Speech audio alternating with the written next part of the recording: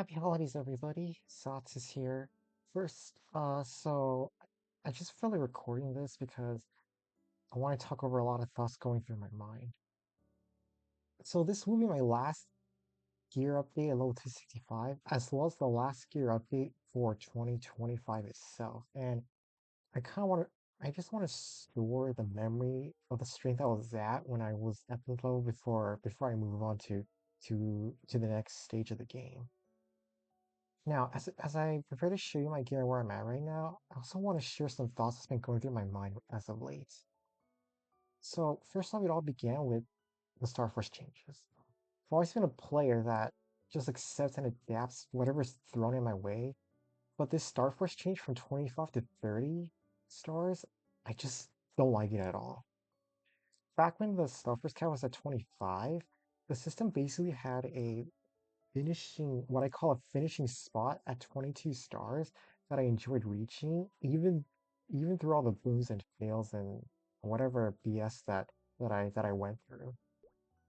However, with this new change to 30 stars, I'm not feeling that same satisfaction anymore. Like, for me on a personal level, the new finishing spot is no longer 22, but rather 25. I know this sounds insane considering where I'm at in the game right now, but I previously played the Star Force game with a 22 or bust mindset. So either I get there or I don't. Now, I'm gonna be wrong. Some good things about the Star Force games that I'm okay with. I'm not too disappointed that now you can technically ladder up equipment, but what I hate is the destruction chances just feels incredibly bad. And the success rate, it just doesn't feel like it's the same compared to before. Because back then, even when you dropped, at least the boom was not okay. I mean, some people could say it was really bad, but personally for me, it was manageable to say the least. Because after the changes began, I've been booming more stuff at 17 or 18 on the average.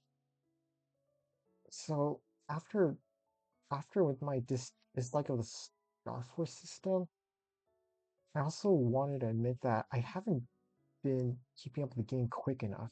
And I will admit it's also partially because I just neglected progressing on a generally speaking.